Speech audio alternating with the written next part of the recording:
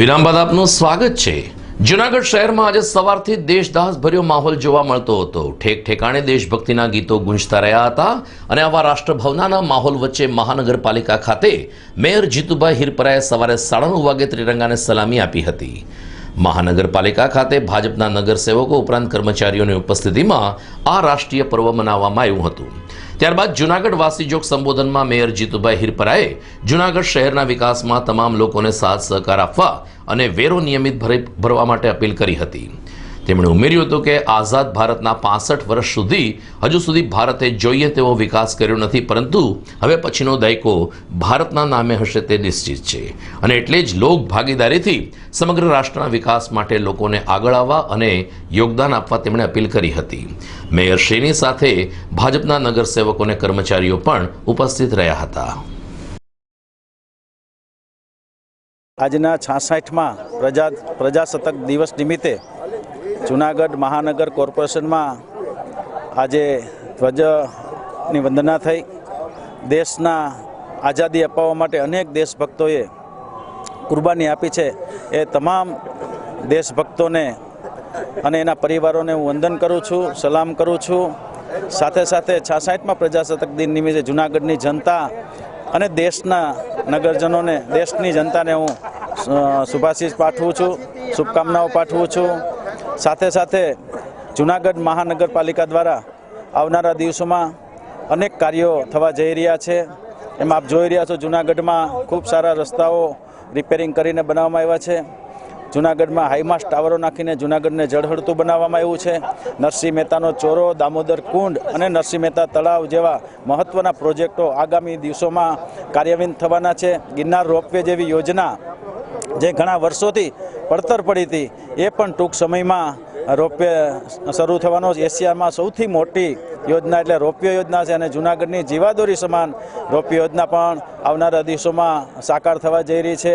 સાથે સાથે જૂનાગઢની જનતાને સ્વચ્છતા માટે, ચોકસાઈ માટે, સ્વચ્છ શહેર બને એના માટે પણ અનેક કાર્ય હાથ ધરવામાં આવ્યા છે। જૂનાગઢ શહેર સ્વચ્છ બની રહ્યું છે। જૂનાગઢની જનતાનો હું ખૂબ ખૂબ આભાર માનું છું કે સ્વચ્છ જૂનાગઢ હશે તો સ્વસ્થ જૂનાગઢ બનશે અને હજી થોડું ઘણું બાકી છે। આપણે સૌ સાથે પ્રયત્ન કરીને જૂનાગઢને સ્વચ્છ બનાવીએ એવી જ સૌ પાસે અપેક્ષા છે। જૂનાગઢમાં કાર્યરત શ્રી હાટકેશ ભ્રાતૃ મંડળ દ્વારા હાટકેશ શિવાલય ખાતે ત્રિરંગો લહેરાવીને આ રાષ્ટ્રીય પર્વની શાનદાર ઉજવણી સંપન્ન થઈ હતી। નિવૃત્ત શિક્ષક કદમલાલ ઘોડાએ 92 વર્ષની જૈફ વયે ત્રિરંગો ફરકાવ્યો અને આ બહુમાન મળવા બદલ પ્રસન્નતા પણ વ્યક્ત કરી હતી। સવારે 9 કલાકે હાટકેશ્વર મંદિર ખાતે યોજાયેલ કાર્યક્રમમાં સમસ્ત નાગર જ્ઞાતિ સમાજ ઉપસ્થિત રહ્યો હતો।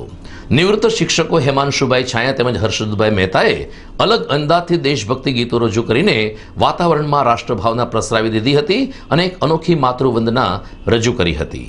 આ પ્રસંગે શ્રી હાટકેશ્વર સંસ્થાના પ્રમુખ દેવેશભાઈ વૈદ્ય તેમજ અન્ય અગ્રણીઓ પણ ઉપસ્થિત રહ્યા હતા।